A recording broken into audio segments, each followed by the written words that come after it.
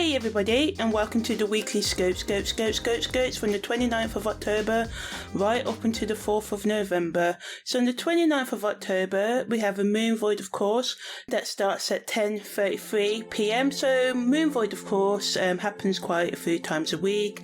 It's a time when some astrologers say that it's best to put off important meetings, talks and things like that. So moon void, of course, is a time when some astrologers say to put off important things like meetings, important conversations, and anything decision making and stuff may be a bit blurry, so just watch out for that. On the 30th of October, the moon enters Taurus, so we may feel more emotionally stable within, which is good energy, especially when things can be a bit uncertain. It can make us more central. Our connection to the physical world may be more increased, allowing us to indulge in simple pleasures such as good food, music or nature walks or anything else that you enjoy, or is a bit central. You may find yourself more inclined wanting to do that right now. Also, Taurus energy is earth energy, so it makes us more practical, allows us to focus on bringing more financial stability, working out our finances. Some of us may feel more attached to material possessions at this time as well. You may find yourself more motivated to save money, create a budget and to make practical investments in your future. On the negative end, Taurus energy can make us stubborn, so it's important to be mindful of this tendency and remain open to new ideas and perspectives, because we can be uncompromising and this can cause arguments. We can have resistance to emotional growth as well, and we may find ourselves, not wanting to dive deep into our feelings. We may resist being emotional, people that are coming to us with emotions, so just watch out for that. Also, the Taurus moon may make us more indulgent as well, so we'll, do too much hooking up and, overindulging in food, drink, alcohol, drugs and other sensual pleasures as well. So it's necessary to maintain a healthy balance and not let your desires take control. The best use of this energy is to use it to ground you, to enjoy the natural things in life, the sensual things in life within moderation. Focus on your finances and embrace change, but with caution. Make sure you keep an open mind, but also check the facts, weigh up the pros and cons as well, and prioritize your emotional growth as well. On the 31st of October, there's nothing to report. On the 1st of November, we have the moon going into void, of course. Then we have the moon going into its disseminating moon phase for the next few days. The moon also enters Gemini, and the sun also enters via combustion. So via combustion means that the sun is passing through the 15th degree of Libra to the 15th degree of Scorpio, so we may become more volatile and intense. You or others may, be a bit moody. This can bring about conflicts and unexpected changes, so just watch out for that. The disseminating moon heightens communication skills, so it can overcome the trouble the sun being via combustion can bring for the next couple of days. It allows us to share our ideas more effectively and network and collaborate with others, but it can make us more scattered in our energies and thoughts as well. The best use of this energy is to make sure we do productive conversations, exchanging of ideas and actions and behaviours and activities as well. As I said, the moon goes into Gemini. This makes us more flexible and curious, but it can also add to us being scattered in our thoughts and to overthink. So the best use of this energy is to engage in activities that stimulate your mind and encourage intellectual growth, but also limits overthinking. With the sun being in via combustion, it's best to practice self-awareness and emotional regulation, but just bear in mind it can help us with deep healing. The best use of this energy is to focus on developing inner strength and just to bring more self-love and care and understanding in your life, and to avoid conflicts as much as you can, and to try and achieve balance in your relationships.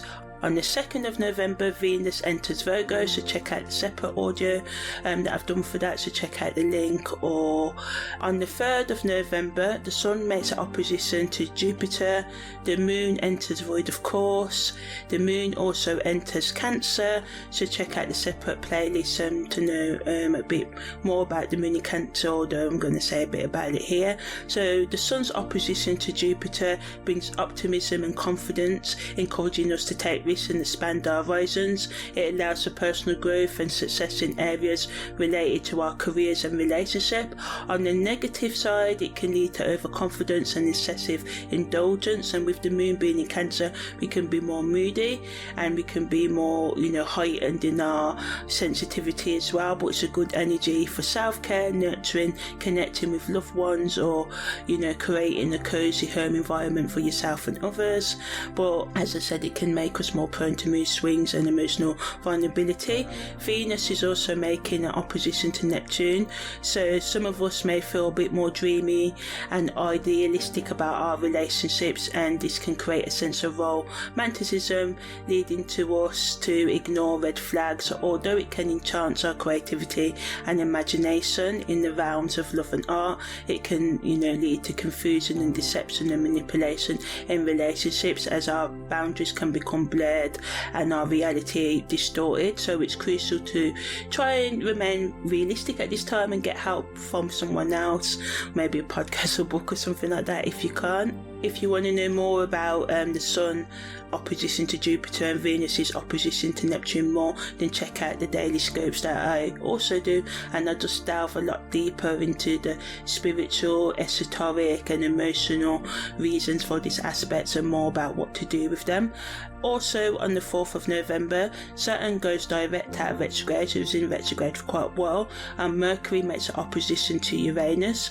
So on the positive side, this transit is good for innovative thinking, intellectual breakthroughs and sudden insights. It encourages open-mindedness and adaptability, promoting the willingness to embrace change. But on the negative end, it can make us more impulsive, more intellectually, mentally restless, and this can lead to difficulties in communication and understanding and stuff. So we have to try and ground ourselves the best that we can, think before we speak and make important decisions. The best use of this energy is to use its creativity and innovation it brings while remaining cautious and maintaining a balanced approach in communications and interactions. It's an excellent time to brainstorm new ideas, explore unconventional perspectives and engage in stimulating conversations. But we have to also avoid impulsive decisions and hasty actions. This can lead to misunderstanding and conflicts as well. Taking a moment to pause and reflect and consider the consequences of your words and actions before you do them will help you make the most of this energy as well, and you can navigate this time more with wisdom and grace. As I said, Saturn's going direct out of retrograde, so psychologically it can bring greater clarity and stability to our thoughts and emotions. It allows us to analyse situations more objectively and make more well-informed decisions. It can give us a newfound mental strength that enables us to overcome obstacles, face challenges and build resilience. On a spiritual level, Saturn's direct motion offers opportunity for self-reflection and introspection, and encourages us to dig deeper into our spiritual practices and connect with our inner selves. This period can be used for meditation, prayer or engaging in activities that nurture our spiritual well-being. The alignment of Saturn can bring a sense of purpose and guidance, helping us navigate our spiritual journey with greater clarity and understanding. From a financial standpoint, Saturn going direct out of retrograde can bring stability and help us make wise decisions to our financial plan, so which is good. It counteracts that sort of like Mercury's opposition Uranus energy that can make us more impulsive, as I said earlier as well. So yeah, use this time to create budgets and set realistic financial targets, adjust your routine so you're more prepared for long-term success. Physically, Saturn's going direct reminds us of the importance of maintaining a healthy lifestyle through regular exercise, proper nutrition and sufficient rest. This period can be used to establish healthy habits and routines that support our emotional well-being. Emotionally, the forward movement of Saturn helps us become more grounded and in tune with our emotions. It encourages us to address unresolved emotional issues and work towards, emotional growth and healing. Retrograde was all about going in and just thinking about things rather than acting. Some of you may have not acted, so now it's a time to act and to sort of take time out to practice self-care and engage in activities that bring you joy and nurture your relationship with yourself and loved ones. So yeah, that was the weekly scope from the 29th to the 4th of November.